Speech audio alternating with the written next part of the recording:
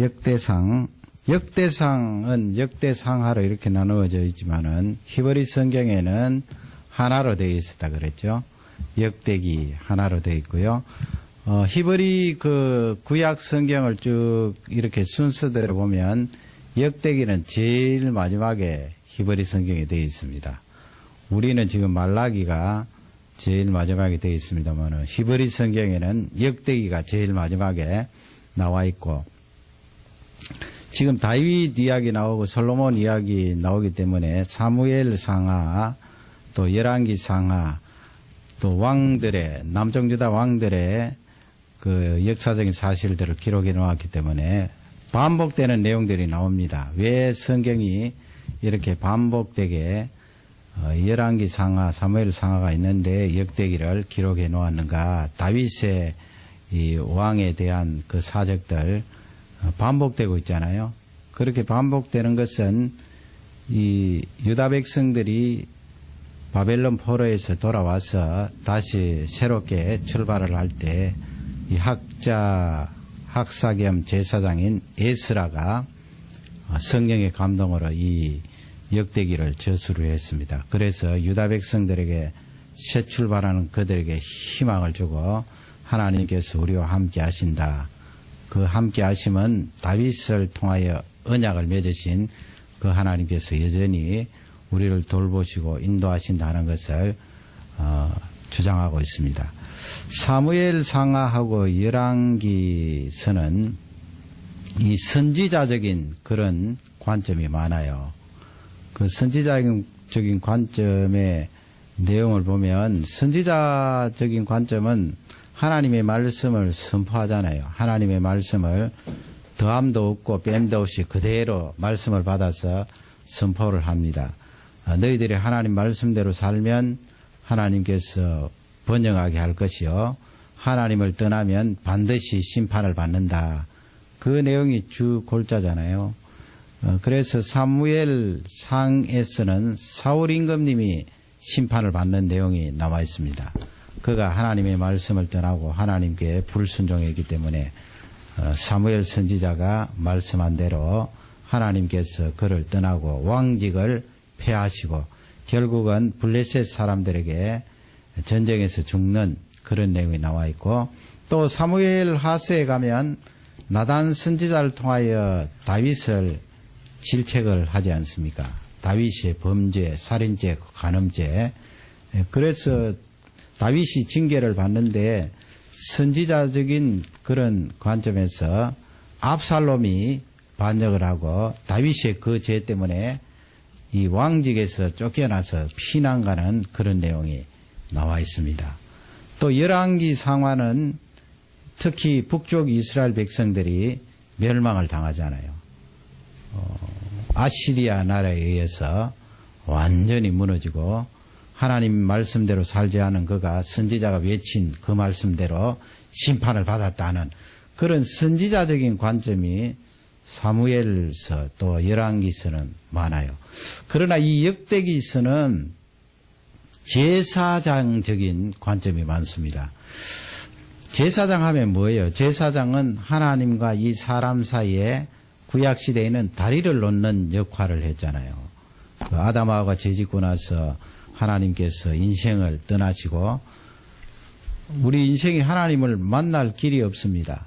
깊은 죄악이라는 그 구렁에서 도저히 하나님을 뵐 수가 없었는데 이 제사장을 통하여서 하나님 앞에 나아갈 수가 있는 거예요. 그게 바로 구약의 제사제도, 성막제도, 성전을 통하여서 하나님 앞에 나아가는데 그 중간 역할을 감당하는 사람이 바로 제사장인데 이 역대기는 그런 제사장적인 관점이 있습니다. 그리고 이 역대기는 언약을 굉장히 강조해요. 하나님께서 다윗과 세우신 그 언약이 지금 포로로 잡혀간 이후에도 계속 우리에게 적용된다 하는 것을 강조하는데 사무엘 하에도 있죠. 사무엘 하 7장. 이 역대기 상에서는 역대기 상 17장. 그렇게 다윗과 하나님께서 다윗에게 맺으신 그 언약을 굉장히 강조하고 있는 내용이 남아 있습니다. 우리 예수님은 세 가지 직임이 다 있으시죠. 선지자, 또 제사장, 또 왕이잖아요. 그래서 이 역대기에서는 다윗이 부각이 돼요. 다윗 임금님은 왕입니다. 왕. 하나님께서 목자인 그를 부르셔서 이스라엘의 왕으로 삼았는데 이 다윗의 왕통을 통하여 메시아가 오시겠다 말씀하시면서 역대기서는 다윗이 그런 제사장은 아니지만은 제사장적인 그런 역할을 하는 것이 강조되어 있어요. 굉장히 중요하잖아요. 그 제사장적인 역할, 장차 오실 메시아의 그 귀한 직임을 예표하면서 그렇게 다윗이 왕직을 수행하면서 제사장적인 그런 역할을 하고 있습니다. 물론 뭐 다윗이 그 성막 안에 들어가서 제사를 집행하고 그런 것은 아니에요. 그러나 이 에스라가 성령의 감동으로 이것을 기록할 때 다윗이 그런 메시아가 이 세상에 오셔서 행하실 제사장적인 그런 직임을 다윗이 미리 예표하고 있다. 그러니 우리 유다 백성들에게 희망과 소망을 주는 귀한 말씀이다 하는 것을 알려주고 있는데 1장 1절을 한번 보세요. 1장 1절 보시면 우리가 마태복음 1장 1절에 보면 다윗의 자손 예수 그리스도의 세계라 해서 사람 이름이 처음에 딱 등장하는데 이 역대기상 1장도 역시 사람 이름이 쭉 나와요.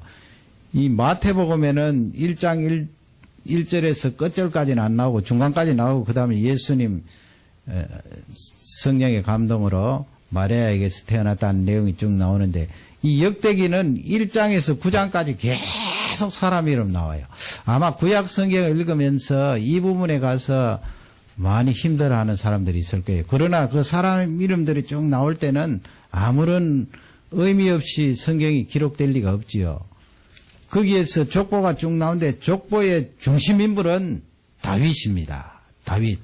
다윗을 설명하고 강조하기 위해서 지금 1장 1절부터 쭉 나오는데 다윗이 왜 강조가 됩니까? 포로 후에 다시 회복을 하여서 예루살렘에 온 그 다윗을 강조하는 이유는 다윗은 왕이다.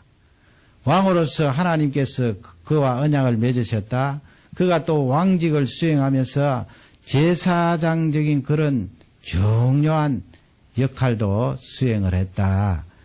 나중에 오실 그 메시아를 예표하면서 그와 같은 내용들을 강조하고 있는데 그 다윗을 강조하기 위해서 쭉 족보를 이야기하는데 1장 1절에 누가 나옵니까? 아담. 간단해요. 그렇게 또 간단한 구절이 있습니까? 아담, 셋, 에노스가 나오죠. 아담, 셋, 에노스 기억합니까? 뭐 우리 이 지구의 역사가 수억 년, 수십억 년 이야기하는데 그렇지 않아요. 뭐 빙하 시대가 어떻고 다 맞지 않아요. 사실 사람 창조는 10,000년 이전이에요. 10,000년 이전. 지금 나오잖아요. 유다 역사에서 하나님께서 창세기 1장 1절에서 이 우주 만물을 만드셨는데 사람의 족보를 쭉 나열하는데 나오잖아요. 지금 아담이 첫 번째 사람이고 그 다음에는 누구예요? 아담, 셋, 에노스 그렇게 나오는데 물론 그 사이에 아담과 셋 사이에 누가 있었나요? 가인과 아벨이 있었지요. 그 성경 창세기 4장에 보면 가인의 그 족보를 이야기하는데 가인의 족보는 하나님을 떠난 사람들이에요. 하나님을 따르지 않는 사람들. 그래서 가인이 동생 아벨을 살해하고 자기가 하나님 앞에 표를 받아서 에덴 동쪽으로 이동하는데 그 에덴 동쪽에 성을 쌓고 최초의 시대가 시작되잖아요. 그게 바로 에녹성인데 그건 하나님 떠나고 하나님 믿지 않는 불신성업이에요. 그래서 창세기 5장은 하나님을 따르고 하나님을 경외하고 예배하는 하나님의 아들들의 족보가 쭉 기록되어 있는 것이 창세기 5장인데 창세기 4장 뒷부분에 두 구절이 있어요. 두 구절을 보면은 바로 셋이 나와요. 하나님께서 아담에게 죽은 아벨 대신에 아들을 주셨는데 아담과 하와 사이에 태어난 그 아들이 바로 셋이라는 아들이에요. 그 셋이 또 결혼하여서 아들을 낳았는데 그 아들의 이름이 에노스다. 창세기 4장 마지막 절에 보면 어떻게 되어 있는가 하면 그 셋의 아들 에노스 그때에 비로소 사람들이 여호와의 이름을 불렀더라. 그렇게 되어 있어요. 비로소. 가인의 족보 쪽에 휩쓸려서 셋속 시대에 사는 사람들은 하나님의 이름을 부르지 않았어요. 예배하지 않았다는 거지요. 기도하지 않았다는 거지요. 하나님은 안중에 없었다는 것입니다. 불과 아담을 만든 지 얼마 되지 않는데도 사람들이 죄악이 들어와서 그토록 하나님을 떠나고 하나님을 멀리한다 하는 것을 성경을 알려주고 있는데 그 에노스 시대에 사람들이 여호와의 이름을 불렀다. 하나님을 예배하고 찬양하고 하나님이 우리의 창조주십니다. 하나님이 우리를 인도하시고 보호하십니다. 그래서 그 사람들 후손들이 하나님의 아들들이에요. 창세기 6장에 나오는 하나님의 아들들과 사람의 딸들이 하나님의 아들들이 사람의 딸들을 취하였다. 결혼했다는 내용. 거기 하나님의 아들들이 바로 창세기 5장에 나오는 셋의 후손들, 에노스의 후손들이에요. 그래서 유대의 이 포로 후에 다시 예루살렘에 돌아온 유다 백성들이 이 예스라를 통하여 다시 한번 그 족보를 확인하는 거예요. 우리가 어느 위치에 와 있는가? 우리 존재가 어디에서 출발했는가? 오늘 저녁 우리도 대단히 중요하잖아요. 내가 어디에서 출발했으며 지금 어디로 가고 있으며 결국은 어디에 도달할 것인가? 그게 얼마나 중요해요. 내가 어디에서 왔는지 모르겠다. 지금 어디로 가고 있는지 모르겠다. 결국 종국에는 어디에 도착할지 모르겠다. 그렇게 되면 인생이 방황하는 거지요. 틀림없는 사실은 바벨론에서 돌아온 유다 백성이나 오늘 이 자리에 온 우리나 동일해요. 우리의 출발은 아담이에요. 그 다음에 셋이에요. 그 다음에 에노스예요. 에노스 시대에 여호와 하나님의 이름을 부르고 그 후손들이 계속해서 하나님을 섬기는데 우리까지 내려왔다는 거예요. 지금 유다 백성들은 주전 450년경에 이 역대기 이 말씀을 듣고 읽으면서 얼마나 힘이 되었겠어요. 우리는 아담을 만드신 하나님께서 우리를 선택하고 뽑으신 귀한 민족이다 하는 그것을 붙들게 되는 것입니다. 오늘 저녁 우리도 이 귀한 우리의 출발, 내가 어디서 왔는가 이것을 붙드는 일이 그토록 중요합니다. 우리는 갈 데가 있잖아요. 갈 데가 틀림없이 정해져 있어요. 우리의 출발도 확실해요. 어정쩡한 것이 아니에요. 4절 보면은 거기 또 누가 나옵니까? 아담의 후손 가운데 4절 거기에 나오는 사람들은 창세기 5장에 나오는 하나님의 아들들의 계보에 다 있어요. 라멕이 나오죠. 라멕은 창세기 4장에 나오는 가인의 후손 가운데 라멕이 아니에요. 다른 사람 라멕이에요. 이름이 똑같은 거죠. 다른 사람이에요. 하나님 아들들의 계보에 속한 사람이에요.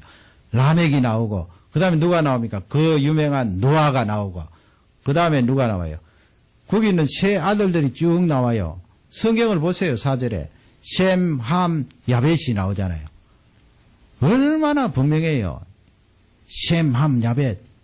셈, 함, 야벳이 나오고 26절에 가면 거기 나홀이 나오죠. 중간에 나홀이 나오고 그 다음에 데라가 나와요. 이 사람들은 누군가 하면 바로 셈의 후손이에요. 4절에 나오는 노아의 아들들 가운데 셈, 함, 야벳 그 가운데 셈의 후손 나홀과 데라가 누구예요? 27절에 보면 아브람 나오죠. 아브람이 원래 이름이 바뀌기 전에 아브람이었죠. 아브람. 나중에 하나님께서 아브라함이라 하라. 열국의 아비다. 그렇게 이름을 바꾸죠. 아브라함. 그 설명되어 있잖아요. 이 아브라함이라는 존재가 그토록 중요하기 때문에 역대기를 기록한 성령의 감동으로 기록한 이 에스라가 강조하는 거예요. 아브람. 이름 바뀌기 전에 이름 아브람. 하나님께서 그의 이름을 고치셔서 열국의 아비가 되고 영적인 열국의 아비가 되도록 아브라함이라 하라. 우리는 아브라함의 후손이라는 거예요. 이 유대인들에게. 아브라함의 후손. 아브라함을 말씀하시면서 유다 백성들에게 힘을 주시고 우리도 영적으로 예수 그리스도로 말미암아 믿음으로 아브라함의 후손이 되었잖아요. 영적으로 말이에요. 이렇게 아브라함을 하나님께서 선택하셨는데 그 아브라함의 아들 가운데 이삭이 있고 이삭이 또 야곱을 낳았죠. 예스를 선택하지 않고 야곱을 낳고 야곱의 아들 가운데 유다가 등장하고 이 유다의 후손 가운데 이세라는 사람이 있는데 그 이세의 아들들 가운데 다윗이 선택함을 받아서 이스라엘의 왕이 되었다. 그것을 강조하고 있는 거예요. 그러니 유다 백성들이 얼마나 이 말씀을 붙들고 힘을 얻겠어요. 우리의 조상은 아브라함이요. 더 올라가면 셈이요. 더 올라가면 에노스요.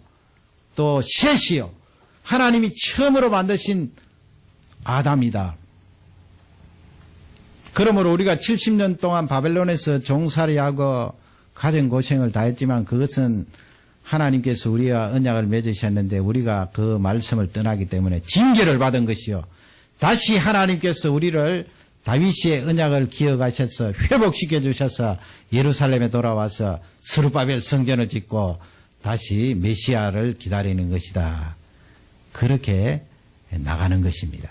그러면 오늘 저녁에는 이렇게 유다 백성들이 그 족보를 보면서 자신들의 아이덴티티, 정체감을 확실하게 정하잖아요. 우리가 이 캐나다에 살지만은 정체감이 확실해야 돼요.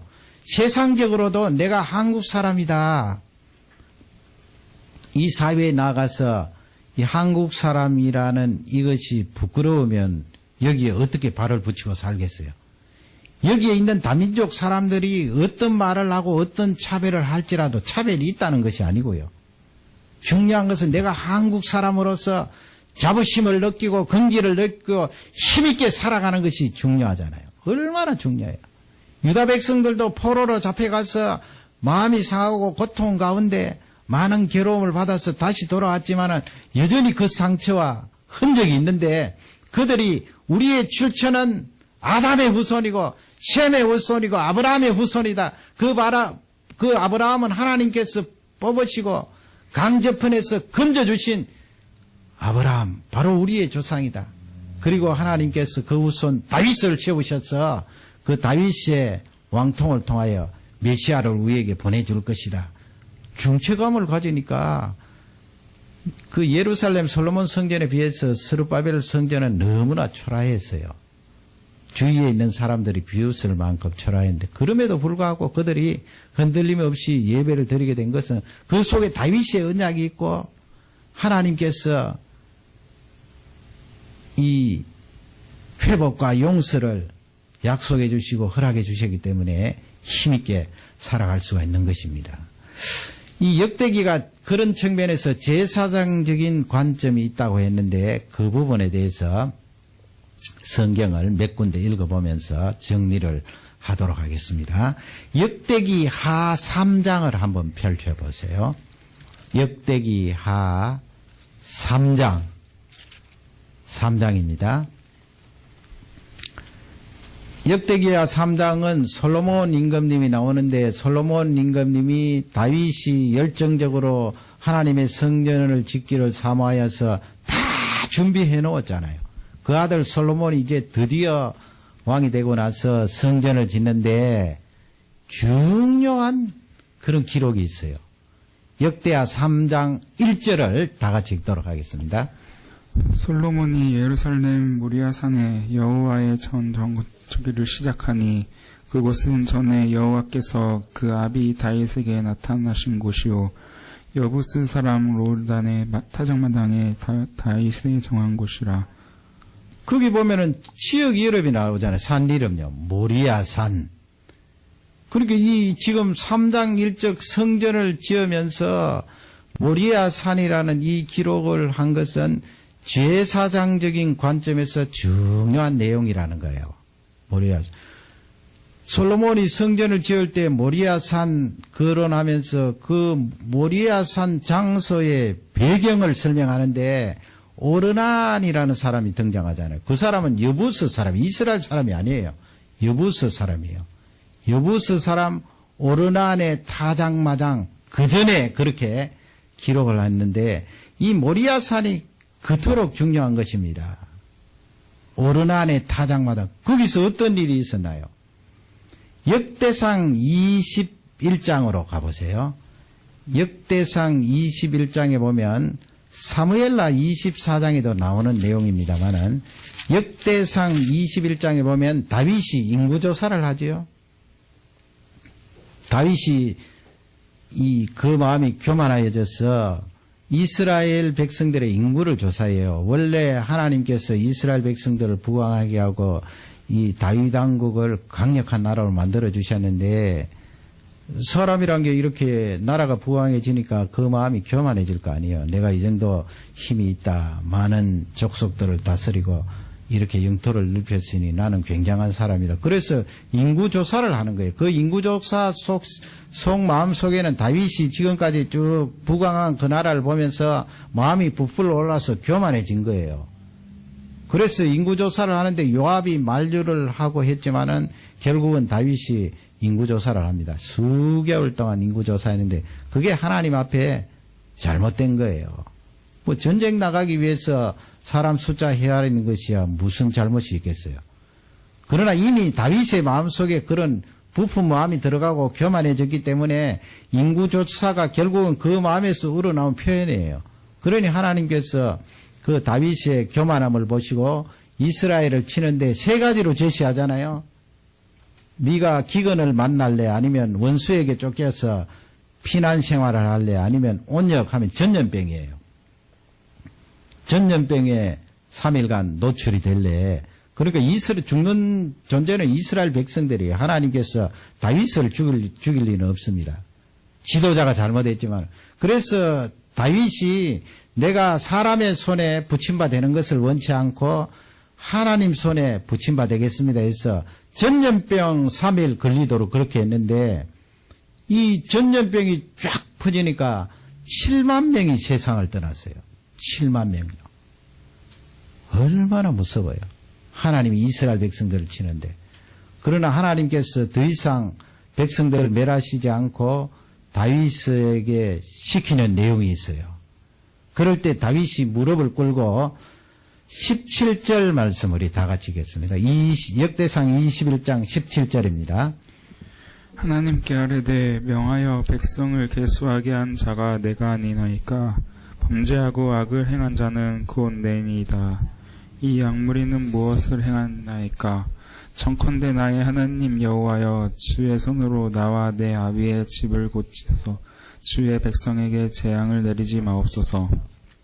그 기도가 제사장적인 관점에서 하나님 앞에 중보 기도하는 내용입니다. 다윗이 제사장으로서 성막 안에 들어가서 제사를 집행했다는 말씀이 아니에요. 지금 이스라엘 백성들이 그렇게 많이 사망하니까 왕이 하나님 앞에 무릎을 꿇고 이 잘못은 전부 저의 죄악 때문입니다. 하나님 아버지 저 백성들이 무슨 죄가 있습니까? 용서해 주십시오. 그렇게 제사장적인 관점으로 간절히 기도하잖아요. 그 구약의 제사장들이 그랬잖아요. 짐승들 잡아오면 그 짐승들 잡아서 그 피를 가지고 백성 대신에 하나님 앞에 나아가서 제사를 지내며 하나님께서 그 제사장이 집례하는 피를 보시고 이스라엘 백성들의 죄를 용서해 주었는데 다윗이 지금 하나님 앞에 무릎을 꿇고 그렇게 간절히 구하는 것입니다. 18절 말씀을 또 읽겠습니다.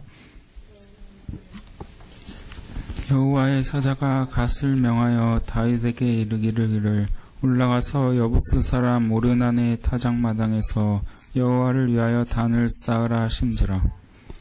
하나님께서 직접 명하신 거예요. 오르난의 타작마당에 가서 여호와를 위하여 단을 쌓아라. 예배드려라.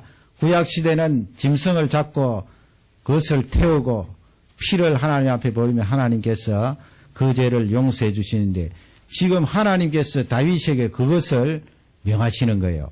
이스라엘 백성들을 대신해서 네가 하나님 앞에 예배드리면 죄를 사해 주겠다. 이스라엘 백성들이 더 이상 숨을 거두지 않겠다. 그 장소가 바로 오르난의 타작마당인데 오르난이 공짜로 다윗 왕에 다 가지십시오. 짐승들도 제사를 위해 사용하십시오 했는데 다윗이 절대로 하나님 앞에 제사 드리는데 공짜로 하지 않는다 해서 대가를 치루었잖아요. 다 대가를 치르고 값을 치르고 그 짐승을 사고 그 타작마당을 사서 하나님 앞에 제사를 드렸는데 그 장소가 바로 모리아산이에요. 모리아산.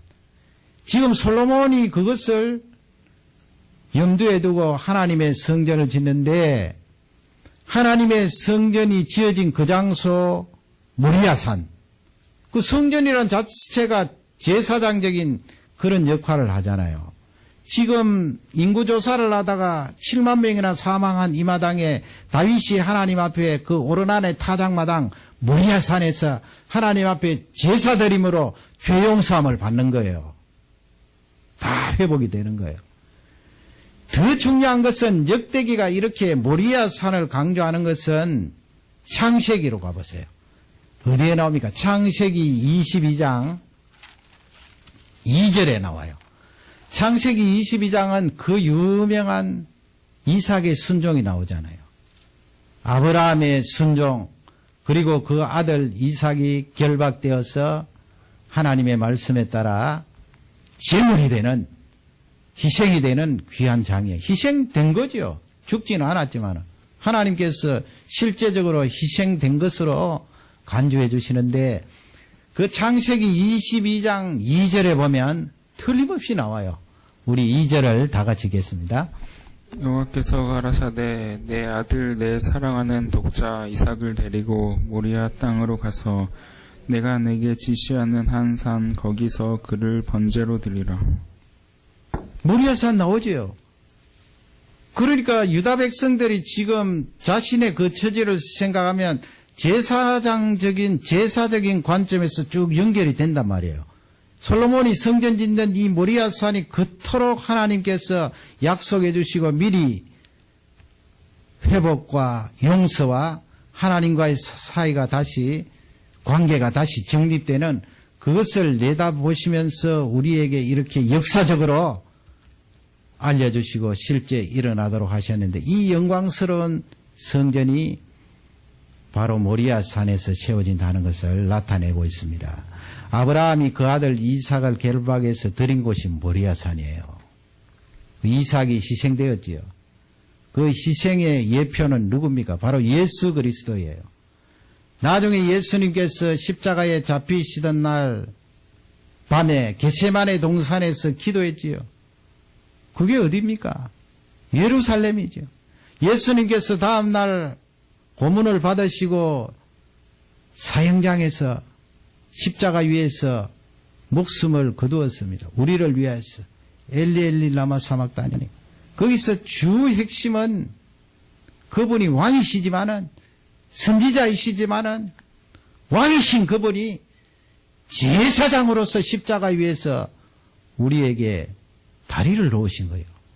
하나님과 우리 사이에. 그 장소가 바로 모리아산이에요. 모리아산. 그러니 유다 백성들은 지금 이 역대기를 통하여 아브라함이 순종해서 하나님 앞에 이삭 아들을 드린 그 장소 모리아산, 그리고 솔로몬 임금님이 성전을 첫 번째로 세운 그 장소 모리아산, 그리고 자기들이 돌아와서 스룹바벨 성전을 예루살렘에 세운 모리아산, 거기까지 기억하겠지만 우리는 진짜 메시아신 예수 그리스도께서 이 세상에 오셔서 모리아산에서 인류의 역사에 있어서 가장 중요하고 우리에게 가장 필요한 제사를 드렸잖아요. 거기가 바로 모리아산이에요. 그러니 이 역대기는 우리에게 얼마나 귀한 말씀이요, 희망과 소망을 주는 그런 말씀이 되겠습니다. 만일에 모리아산에서 예수님께서 십자가 그런 사건이 없었다면 우리가 어떻게 하나님 앞에 나아갈 수가 있겠습니까? 지금도 여전히 소 잡고 양 잡고 그 피가 강같이 흘러서 매년 하나님 앞에 그 피를 가지고 대제사장이 지성소에 들어가고 해야 되는데 대제사장이신 예수님께서 그 모리아산에서 제사를 하나님 앞에 드리심으로 단 한 번 드린 그 희생제사는 우리의 죄악을 완전히 소멸해 주시고 영원토록 하나 수 있도록 이런 은혜를 허락해 주셨습니다.